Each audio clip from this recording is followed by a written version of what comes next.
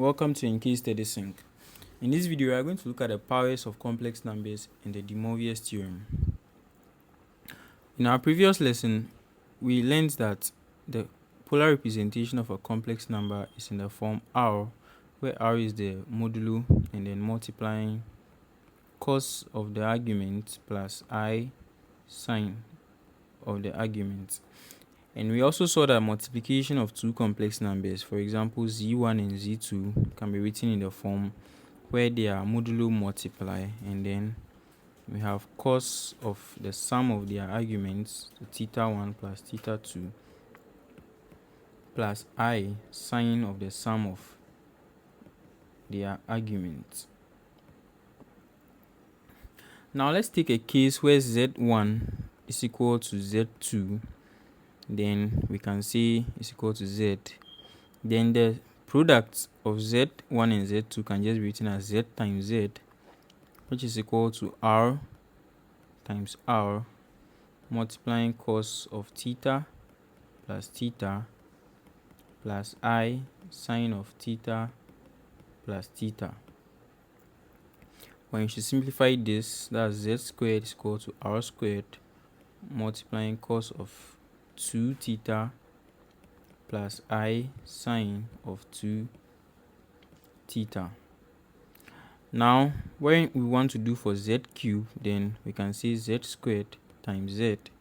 Then we'll be getting r squared times r into cos of 2 theta plus theta plus I sine of 2 theta plus theta.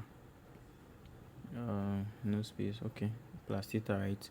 Then simplifying this, we get z cubed to be equal to r cubed multiplying cos of 3 theta plus I sine of 3 theta. And you can see where this is going.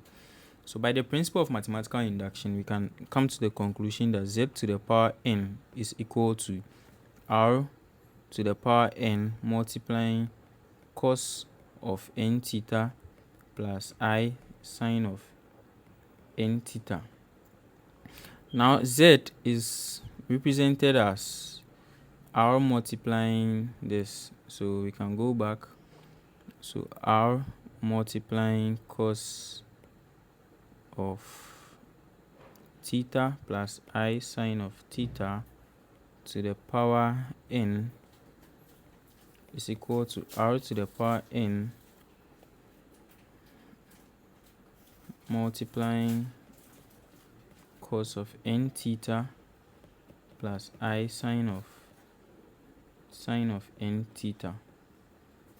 Okay, now this side is the same as r to the power n multiplying cos theta plus I sine of theta to the power n, which equal to r to the power n, then cos of n theta plus I sine of n theta. Now when this r to the power n and r to the power n cancel out, then we have cos of theta plus I sine of theta to the power n being equal to cos of n theta plus I sine of n theta. Now this equation we have over here is what we call the Demoivre's theorem.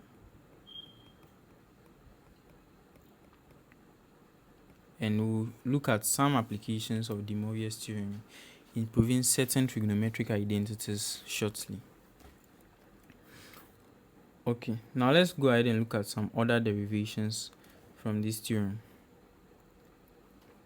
Okay, now the first one is z. So first of all, we know z is equal to r. So let's say z with a modulo. So let's say the modulo of z is 1. Let's start with 1. So let's say the modulo of z is 1.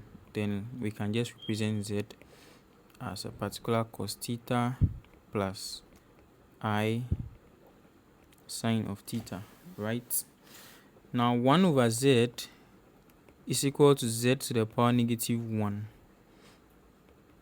And when we do that, that's going to give us cos of -1 multiplying theta from the equation we just derived previously over here, that's z to the power n is equal to r to the power n.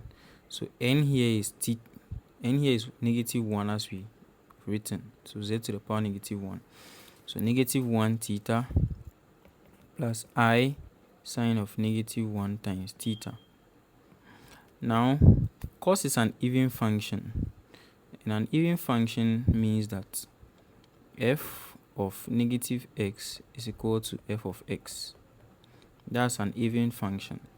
And sine is an odd function, that's f of -x is equal to -f of x.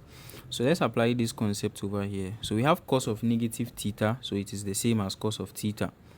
So we have cos of theta, then sine of -theta, since sine is an odd function, sine of -theta will give us negative sine of theta. So we'll have -I sine of theta. Okay, now let's look at one more thing. So now look at some identities. So let's add these two. So z plus 1 over z is going to give us, so these are the two expressions we have. This is the expression for 1 over z, and the expression for z itself is cos of theta plus I sine theta. So when you should add these two things, then we should expect that the imaginary parts will cancel out, leaving us 2 cos of theta.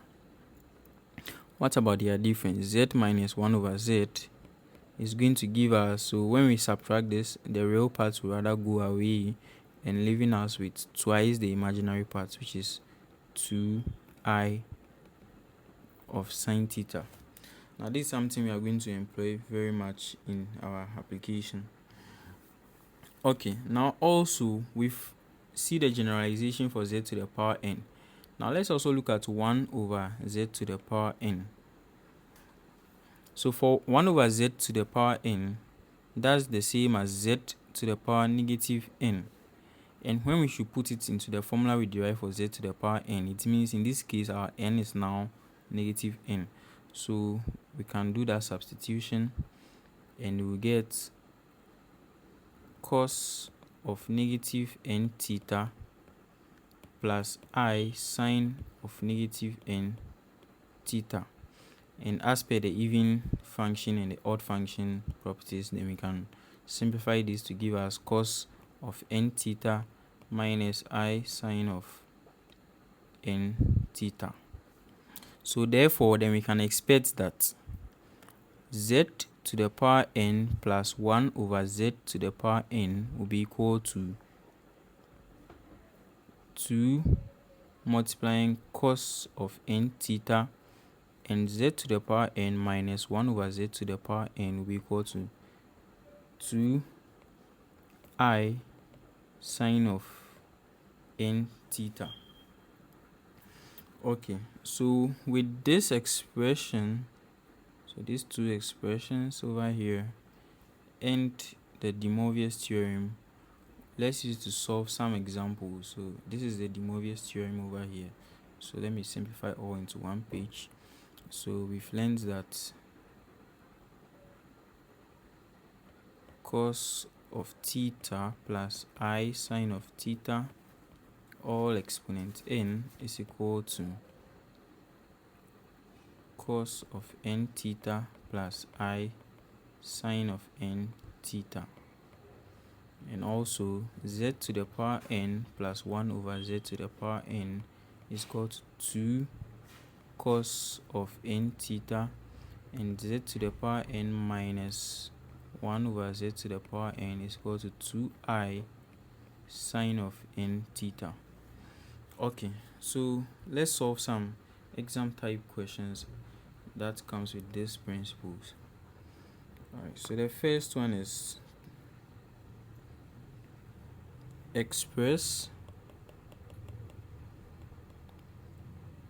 sine of 3 theta and cos of 3 theta in terms of powers of cos theta and sin theta. So in terms of powers of cos of theta and sine of theta. So all what we want to see in the final expression is something like sine square x, sine square theta, cos square theta, cube theta, then nothing like sine of 2 theta. Okay, now how do we go about this? So the Demoivre's theorem is going to help us solve this. Okay, now what's the Demoivre's theorem? In here, our n is 3. As you can see, sine of 3 theta and cos of 3 theta in terms of powers of cos theta and sine theta. It means that here our n is 3 we are going to work with. So let's do that for the Demoivre's theorem. So it means cos of theta plus sine of theta all to the power 3 is equal to cos of 3 theta plus I sine of 3 theta. Now let's expand this side to match this side. So after expansion, we are going to compare. Sorry, there's an I over here. So after we've expanded here, we are going to compare it to here. We will compare the real part and compare the imaginary part. Okay, so expanding this side, we can make use of the binomial theorem. So for 3, we can use 1, 3, 3, 1 for the expansion, where we increase the power of cos theta and decrease the power of I sine theta, or vice versa. So let's start with cos of theta with the power of 3.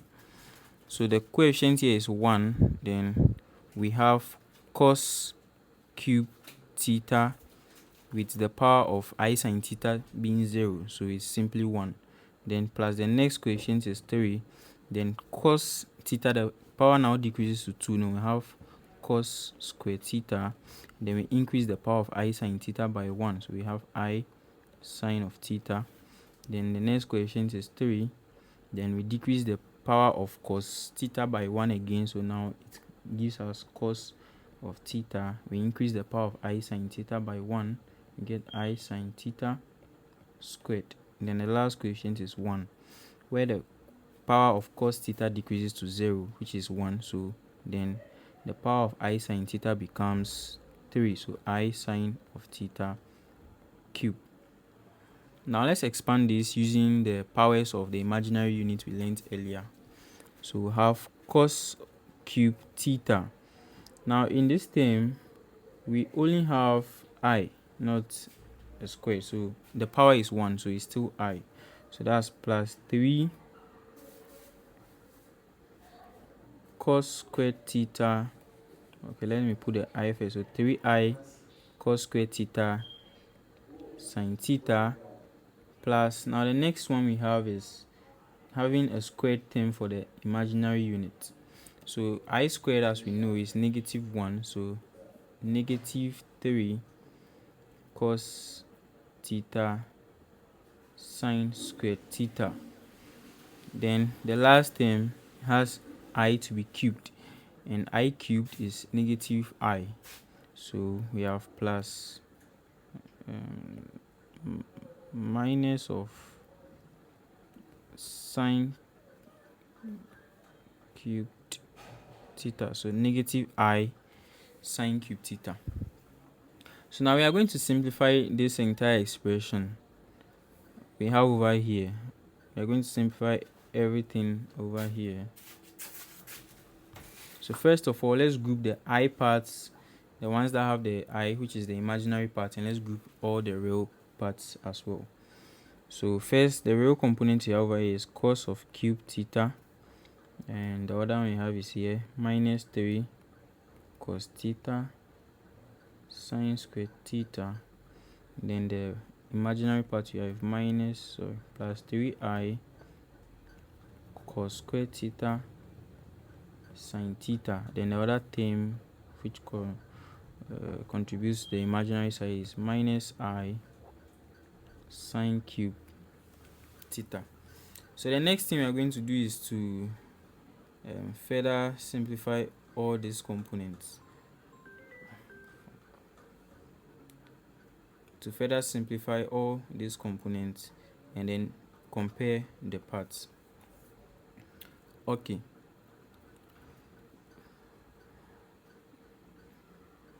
So cos cube theta minus 3 cos theta sine squared theta, and then let's factorize out the I over here, and we get plus I multiplying 3 cos squared theta sine theta minus sine cube theta minus sine cube theta.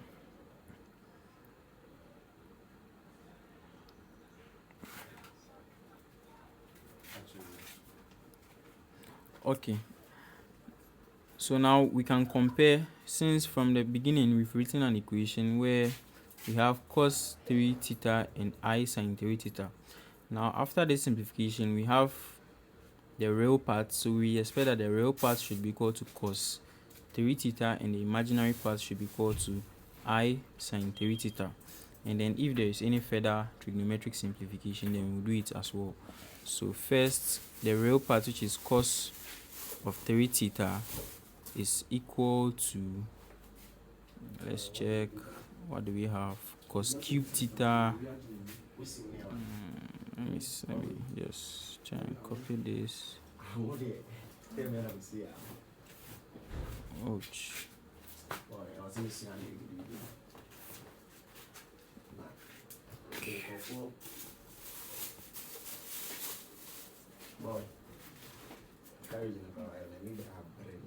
Okay, so what do we have over there? I don't know. So the other term is 3 cos of theta sine squared theta.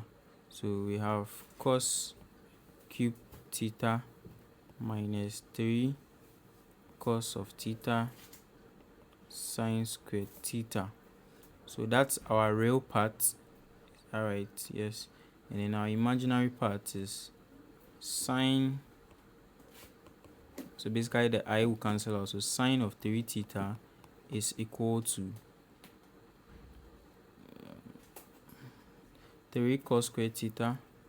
So we have 3 cos squared theta sine of theta minus sine cube theta. For further simplification, one might decide to make everything over here cos term and everything over here sine term.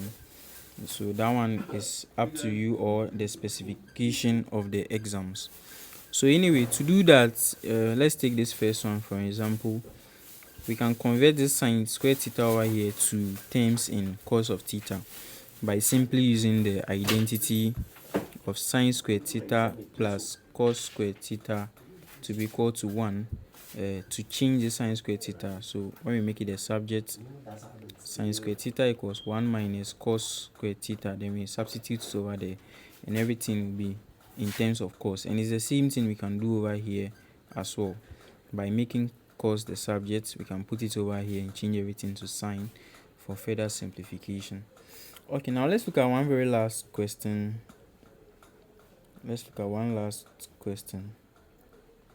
Okay, the next question is we have to find an expression for cos cube theta. So cos cube theta in terms of cos of 3 theta and cos theta. Okay, so now in this example, this is where we are going to employ the other identities we derive. So these two. This is where we are going to make use of it. So you have to know which ones you use per the question. So the first question kind, we use this. In this second question, we are now coming to use this. So you should be familiar with the two kinds of questions that can come around this so that you know what to do. Okay, now what do we know? We know that, so here our n is 3. So it means our z to the power 3 plus 1 over z to the power 3 should be equal to what? 2 multiplying cos of 3 theta. This is what we are going to use. Okay, now before that, let's expand z plus 1 over z to the power 3. when we expand z plus 1 over z to the power 3, we are going to get this term in that expansion, and we are going to make this. So basically we are going to find for this, so cos to the power 3 theta. So cos to the power 3 theta is what we are looking for, and we are going to make it the subject from that expression.